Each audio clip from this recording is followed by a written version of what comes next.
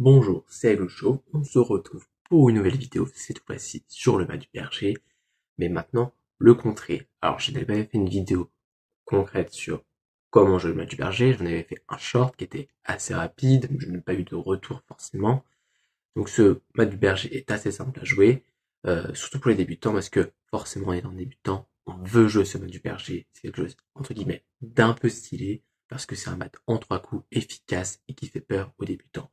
Donc quand je dis débutant, on va partir sur du 200 Elo à 800 Elo. Quoique à 800 Elo, on n'est pas forcément euh, on va dire apeuré par ce mat du berger parce qu'on sait le contrer normalement, mais je sais que beaucoup ne savent pas le contrer à cet Elo-là. Donc je ne suis pas un expert, mais je sais au moins les quelques lignes, au moins deux, trois façons de le contrer. Il y en a beaucoup, parce qu'il n'empêche, le mat du berger est quelque chose d'assez complexe finalement, parce que même quand on vient contrer cet échec, et bah les blancs ont quand même des très bons coups à jouer, même si majoritairement ils seront en défaite comparé aux noirs. Parce qu'on va tout simplement, nous, noirs, gagner en développement, contrôle de cette case magique, hein, on n'oublie toujours pas ce fameux contrôle du carré magique, développer les pièces, hein, forcément, sur ces trois principes-là, et protéger son roi. Mais quoique, sur protéger son roi sur le mat du berger, enfin, sur comment le contrer, on ne le voit pas forcément parce qu'on va vraiment repousser l'attaque, l'offensive des blancs pour faire simplement les punir. Parce que le but de cette vidéo-là est de les punir, ces fameux joueurs du mat du berger, leur dire que ils ne sont pas tout puissants en connaissant pardon, un mat en 3 coups, qu'il faut plutôt apprendre à savoir ces trois principes, c'est-à-dire contrôler ce carré magique, développer, protéger son roi, ou encore connaître une ouverture. Donc, dans le short, j'ai déjà montré comment fonctionne un mat du berger qui a traumatisé tant de débutants. Donc moi, bien sûr, je ne vais pas dire le contraire. Donc ce mat du berger commence simplement sur une poussée des blancs avec le pion sur E4. Les noirs vont répondre tout simplement avec un coup sur E5. Et on va tout simplement rentrer dans ce mécanisme du mat du berger avec les blancs qui vont faire C4.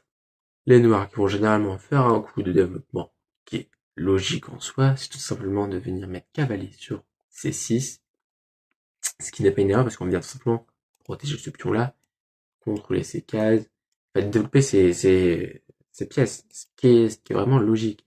Le problème, c'est que les blancs viennent mettre leur dame sur F3, et là, le mat du berger s'approche grandement et ça fait très peur.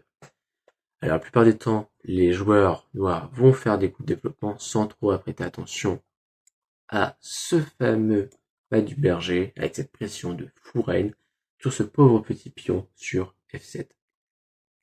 Que l'une des erreurs aussi, c'est de ne pas regarder ce que le coup de l'adversaire menace en fait.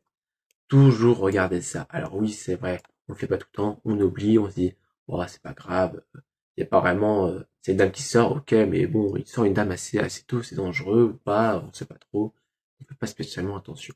Alors c'est vrai que moi, sur ma dernière vidéo, je ne faisais pas trop attention, erreur vraiment de débutant, j'étais pas très concentré dans cette partie-là, et vraiment toujours faire attention au prochain coup de l'adversaire. À vraiment calculer ça. Donc là, si les noirs viennent faire un coup de développement basique, hein, je ne sais pas, un fou sur C5, et bah, le mat du berger en un coup, euh, on peut rien faire, hein. Ces cases-là sont prises, rien ne défend, dame blanche est protégée par fou blanc, les noirs sont tout simplement en échec et mat. Alors, pour contrer ce fameux mat du berger, le coup à savoir, qui est primordial, qui va changer votre partie, qui va vraiment changer votre classement en elo, je pense, hein, ce que vous devez sûrement le subir en étant débutant. C'est tout simplement faire une poussée sur pion F5. C'est incroyable en fait. Ce pion-là est majestueux. Qu'est-ce que ça vient faire en fait? Qu'est-ce que ce pion-là vient faire pour contrer ce mat du berger? Tout simplement déjà, mat du berger ne peut plus se faire en un coup. Parce que là, la reine ne peut plus atteindre cette fameuse case de F7. Donc là, il y a ce pion-là qui vient faire barrière. Et là, vous me dire, oui, mais regardez, euh, dame, elle peut venir ici, mat du berger est encore là. Non, non, non. Mat du berger n'est plus possible maintenant. Grâce à ce fameux pion qui est très important. Comme je vous l'ai déjà dit sur l'une de mes vidéos, sûrement sur la deuxième vidéo, je vous ai dit que les pions sont les pièces les plus importantes à ne pas oublier. Parce que les pions peuvent venir faire protection, mais vont favoriser un développement incroyable. Parce que là, les blancs, qu'est-ce qu'ils vont faire? Majoritairement, les blancs vont tout simplement venir prendre ce pion. Et là, vous me dites, donc là, menace, attention. Et non, c'est complètement faux, parce que les noirs ont un avantage incroyable en faisant une poussée de pions de D5. D5 est incroyable. On va mettre une pression à ce fou-là. Et aussi une pression à la dame grâce au fou. C'est incroyable, le coup est incroyable, il est magique. Donc là, dame va tout simplement se décaler sur H5 en se disant échec, pourquoi pas, on peut tenter un échec. Mais non, ça ne sert strictement à rien. Parce que tout simplement, pousser sur G3 du pion, G6 du pion, pardon, et la dame est toujours menacée, et ce fou-là est toujours menacé, c'est incroyable, c'est magnifique. Là, on sait qu'on va gagner, les noirs sont majoritairement gagnants, la dame vient repartir, majoritairement, les blancs vont venir jouer ce coup-là, en disant, on va pas risquer notre dame, elle se fait menacer déjà 2 fois, si je rejoins notre coup, elle va se refaire menacer.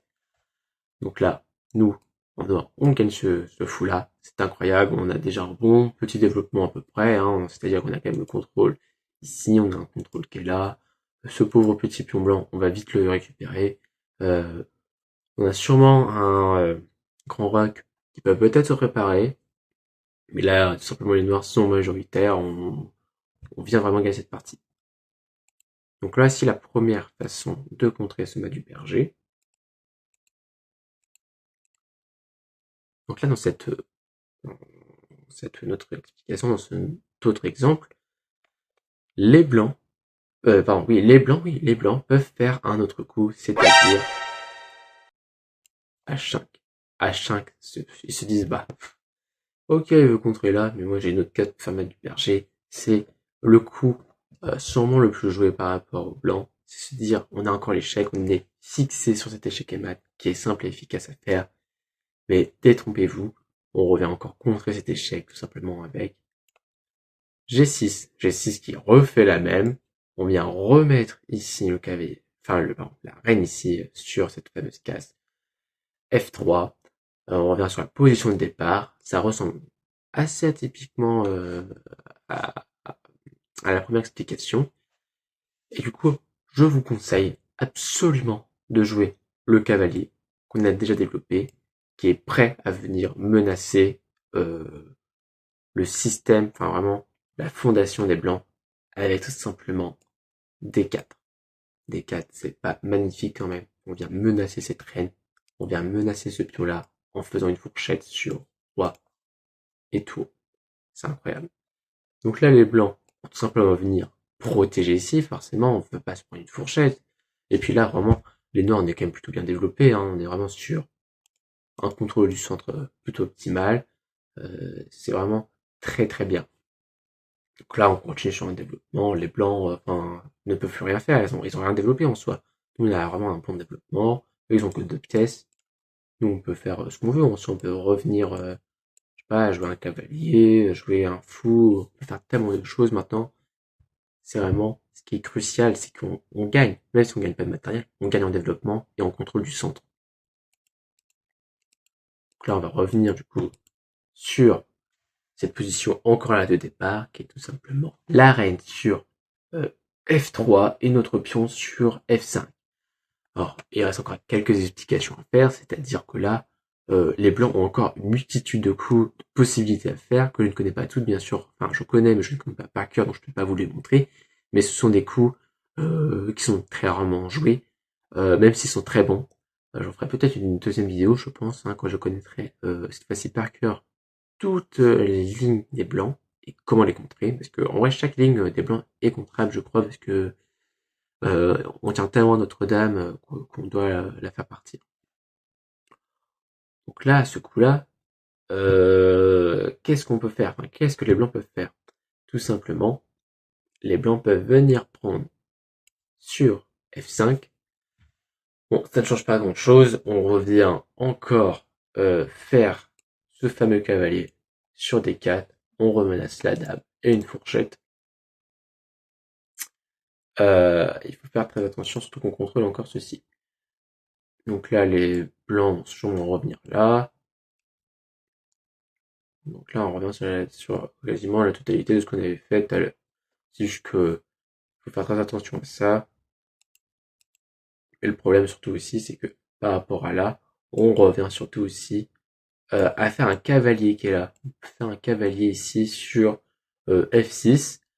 Comme ça, on vient bloquer ces du pion là. On vient tout simplement... ah oui, les blancs doivent jouer forcément. Généralement, les blancs, qu'est-ce qu'ils vont faire? Les blancs peuvent venir faire un coup ici pour éviter cette fameuse fourchette, hein, forcément, on vient menacer reine, après on rejoue un coup pour venir menacer cette fourchette roi tour.